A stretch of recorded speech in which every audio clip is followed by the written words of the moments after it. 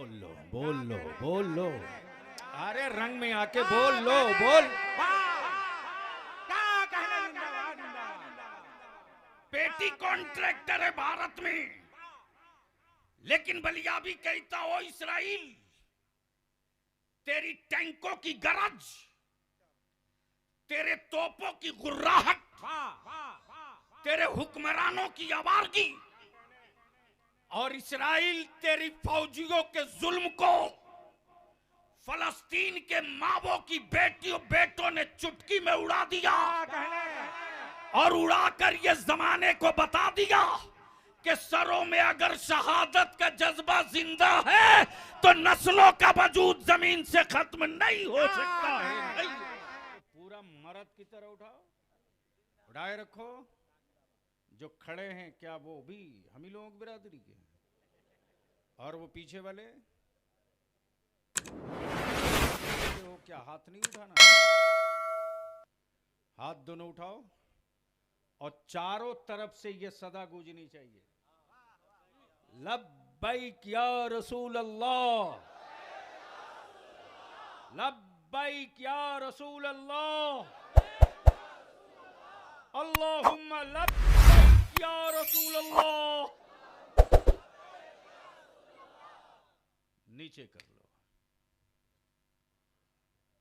आज का ये तारीखी इजलास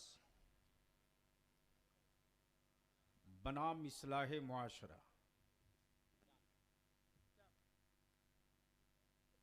जाहिर सी बात है दवा उसी वक्त डॉक्टर लिखता है जब पहले मर्ज समझ में आ जाए। अहले इल्म की तवज्जो चाहिए। यूं अगर किसी मरीज ने कहा मुझे हार्ट में दर्द है तो डॉक्टर तुरंत दवा नहीं लिखता, बल्कि कहता है पहले जाओ इको कराओ, ईसीजी कराओ, ब्लड टेस्ट कराओ। जब रिपोर्टें देख लेता तब उसके बाद वो लिखता है कि इस मरीज को कुछ दिनों तक जिंदा रखने के लिए ब्लड पतला करने की जरूरत है, या जो ब्लॉकेज है वहां स्टेंट डालने की जरूरत है, या जहां नसें बिल्कुल मुड़ चुकी हैं उसके ऑपरेशन की जरूरत है।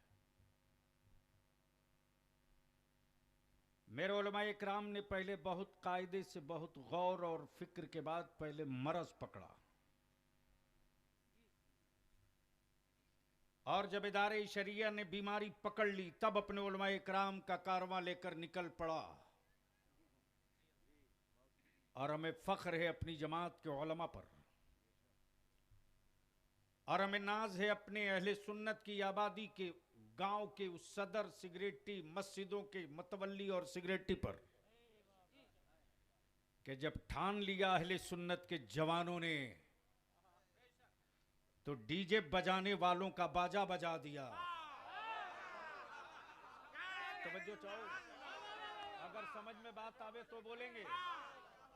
हसन भाई, डीजे बजाने वालों का बाजा बजा दिया। सुन्नियों अगर बलियाबी की एक बात मान लो तो 24 आते आते बहुतों का बाजा तुम फाड़ भी सकते हो, बना। नारे तकबीर, नारे रिसालत।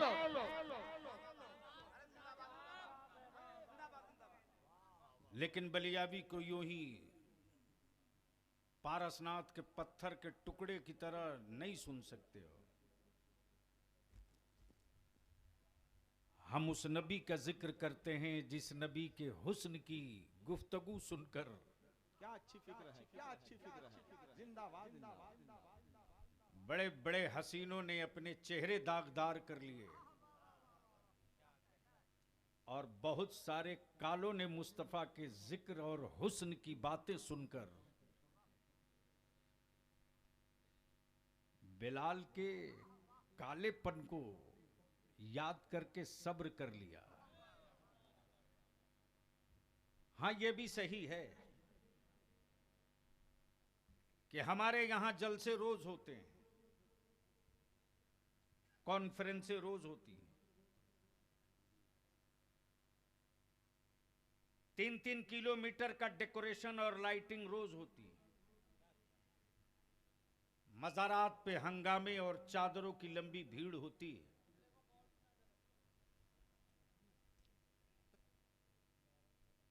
देख चढ़ाए जाते हैं, लेकिन आई हुई अकीदत की भीड़ को अगर हम कोई नुस्खा न देकर भेज सकें, आए हुए हुजूम को अगर हम कोई नक्शा न देकर भेज सके, क्या कहने, क्या लम्हे फिक्रिया है, जिंदाबाद। अगर हम अपनी मिल्लत के उन जवानों के आंखों में होश का सुरमा लगाकर न भेज सके, अपनी कौम के बुजुर्गों को अगर हम संजीदगी के माहौल में बकिया उम्र गुजारने का कोई नुस्खे कीमिया देकर न भेज सके, तो माफ कीजिएगा, हंगामे की तारीख तो लिखी जाएगी, आपकी नस्लों की तारीख नहीं लिखी जाएगी।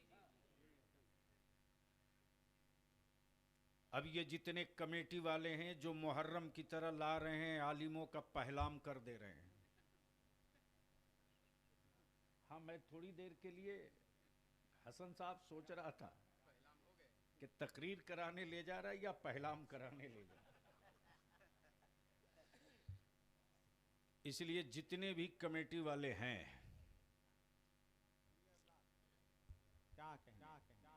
उनसे मैं गुजारिश करूंगा कि अब इत्मीनान से जरा मेरे सामने आकर 10 मिनट सिर्फ बैठ जाइए, जितने भी कमेटी वाले हैं। हाँ, कमेटी वाले जितने हैं आ जाएं करीब।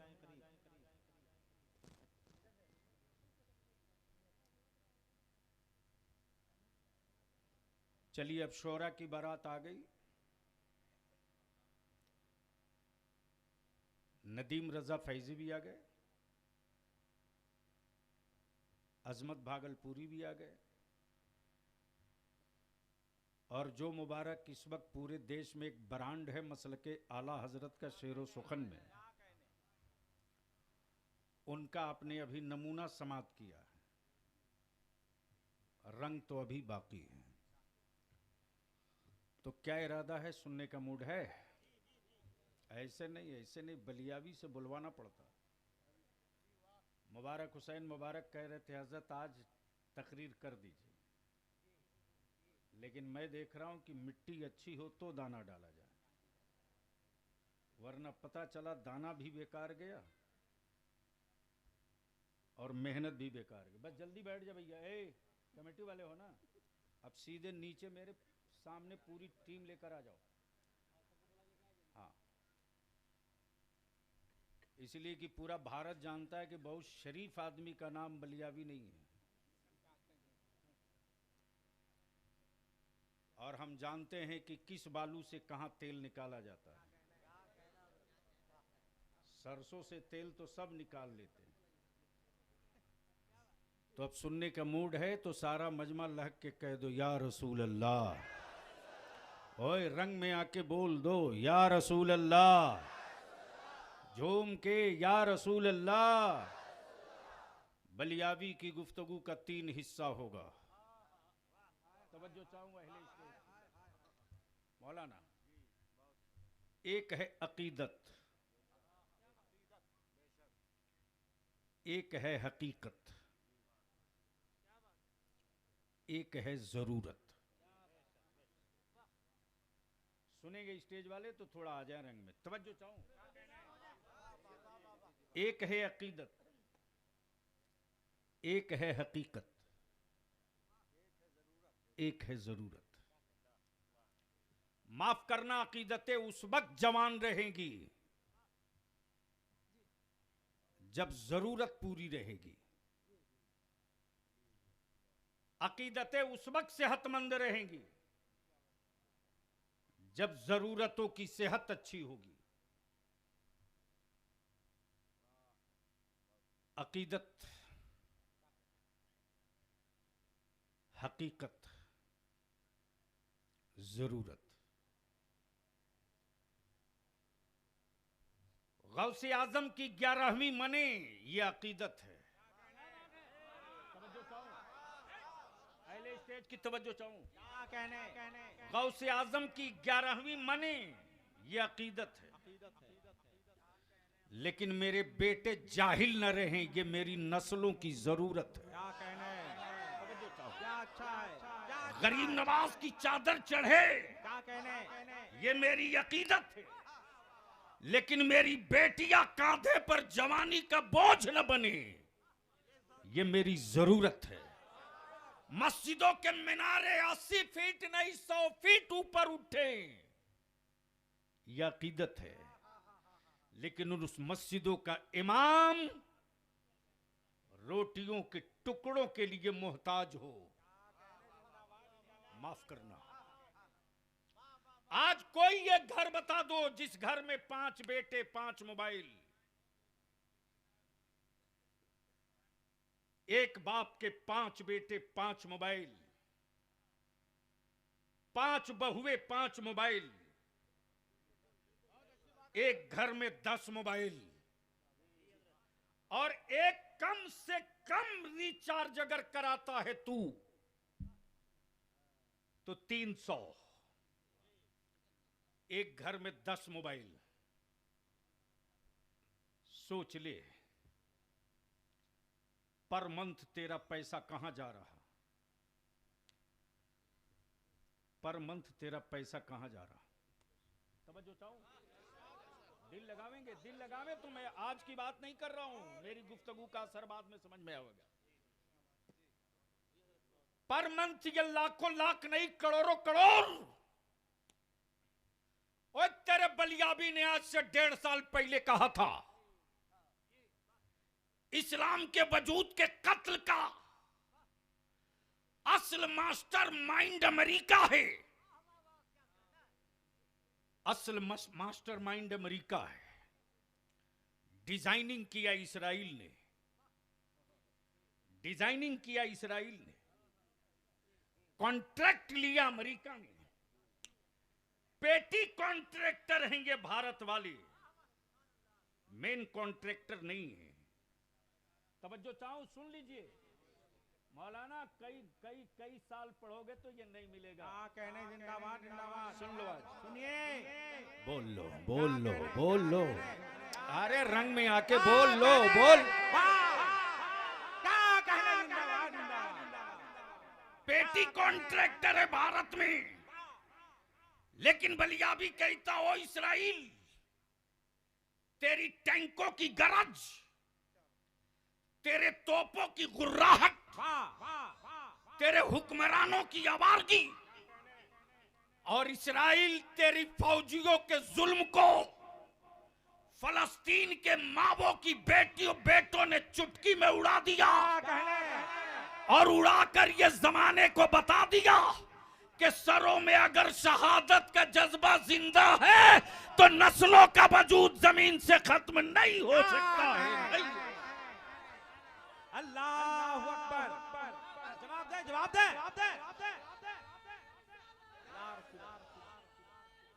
या रसूल अल्लाह। क्या कहने जिंदाबाद जिंदाबाद जिंदाबाद जिंदाबाद जिंदाबाद जिंदाबाद।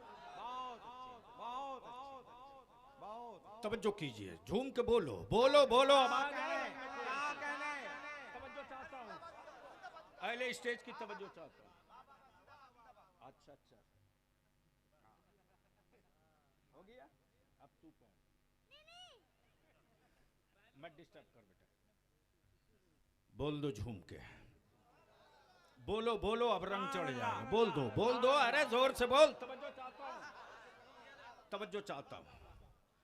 तब बलियाबी ने कहा था मेरे सब्र का इम्तिहान मत लेना। क्या कहने मेरे सब्र का इम्तिहान, ये मेरे लिए नया पेपर नहीं है, ये सब्जेक्ट मुस्तफा के गुलामों के लिए बहुत पुराना है। सब्र उनके लिए नया है जहां सिर्फ जबर हो। हमारे यहाँ जबर का तसव्वुर नहीं, सिर्फ सब्र है। मेरे यहाँ जबर का तसव्वुर नहीं, सिर्फ सब्र है। लेकिन दुनिया ने देख लिया करबला में कि जबर दम तोड़ दिया, सब्र का झंडा आज भी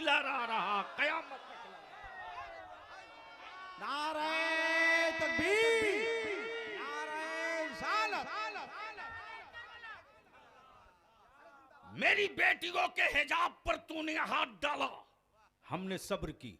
मेरी मस्जिदों की ईंटें कत्ल की गई, हमने सब्र की।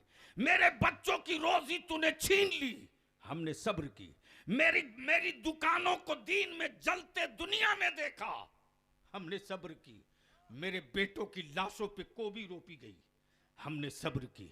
दीन में नामूसे रिसालत की अजमत के लिए बच्चे निकले थे, 41-47 से मार दिया, हमने सब्र किया, हमने सब्र किया। प्लीज बैठ जाओ, पैसा देने मत आओ। आज तक कोई हुक्मरान बलियाबी की कीमत नहीं लगा सका, तेरे 10 रुपए की क्या बात कर रहा है?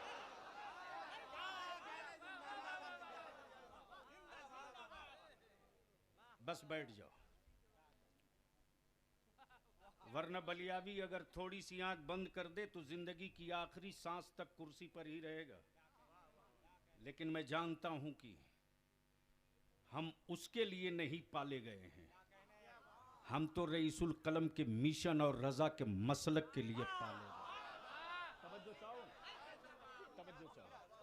अब जहन को थोड़ा करीब कर लीजिए। हमने सब्र किया, आगे भी करेंगे, आगे भी करेंगे। लेकिन याद रखना, सब्र की दीवारें अगर गिरती है ना, सब्र की दीवारें अगर गिरती हैं तो जलजला और सुनामी दोनों एक साथ आता है। हाँ, जेल की सलाखों में मेरे बच्चों को दहशतगर्द, आतंकवादी, जिहादी कह के डाल दिए, लेकिन मेरी माएं सड़क पर बेटे की रिहाई के लिए नहीं उतरी। हाँ, मुसल्ले पर उनका आंसू जरूर उतरा है, और जब माओं का आंसू उतरा है मुसल्ले पर, तो गरम गरम आंसुओं की बूंदों ने उस सिसकती हुई मां को तसल्ली देकर कहा है, घबरा मत, दिन लौटेंगे, परेशान मत हो, दिन लौटेंगे। इसलिए कि पत्थर कभी बबूल के पेड़ पे नहीं मारे जाते।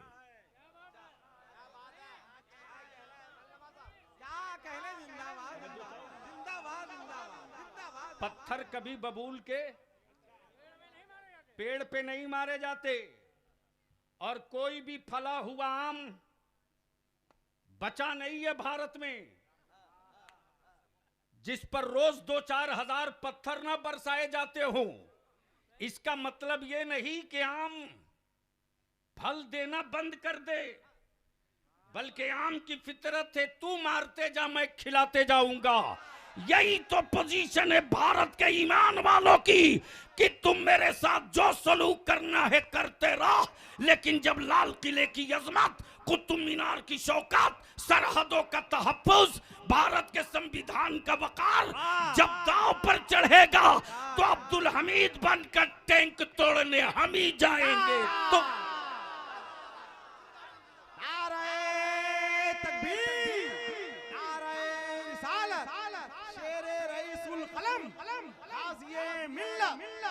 और ये तो इतिहास का पन्ना है। तवज्जो चाहूं, आप लोग डरे तो नहीं हैं? उनको जरा सा वो लाल बंडी सर उठा ले यार, जवानी में सर झुकाए हुए। एक जुमला दे रहा हूं वैसा कि अभी देख लीजिएगा। ये जुमला नहीं है, हिंदुस्तान का हिस्सा है तारीख का। अब तक जितनी जंगें हुई है विदेशियों से, कोई बाबा नहीं मारा गया है।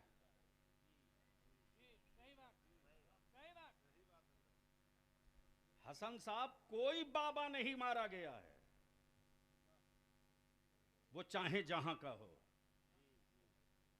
लेकिन ये भी तारीख है कि भारत की आजादी के लिए खूब गुलाम ख्वाजा मारे गए हैं। ये तारीख है, जान नजर है, जिंदाबाद जिंदाबाद। अब पूरी दुनिया इस बात पर रिसर्च कर रही है। फलस्तीन में बच्चों की मुस्कुराहट छीन लिया, हिम्मत नहीं टूटी। बोस्निया में माओ को तड़पा तड़पा के मारा, बेटों के हौसले नर्म नहीं पड़े। बोस्निया में ईमान वालों को तड़पाया गया, हिम्मतें कमजोर नहीं हुई। भारत में घर मकान मस्जिदों तक मिस्मार किया, लेकिन हिम्मतें नहीं टूटी। आखिर पता तो करो कि ये खाते क्या है। तवज्जो चाहो, पता तो करो ये खाते क्या है। तो भारत के इकोनॉमिक्स डिपार्टमेंट ने रिपोर्ट दी, बीपीएल में 1 नंबर पे मुसलमान, बेरोजगारों की लिस्ट में 1 नंबर पे मुसलमान, दलित से बदतर की सूची में 1 नंबर पे मुसलमान,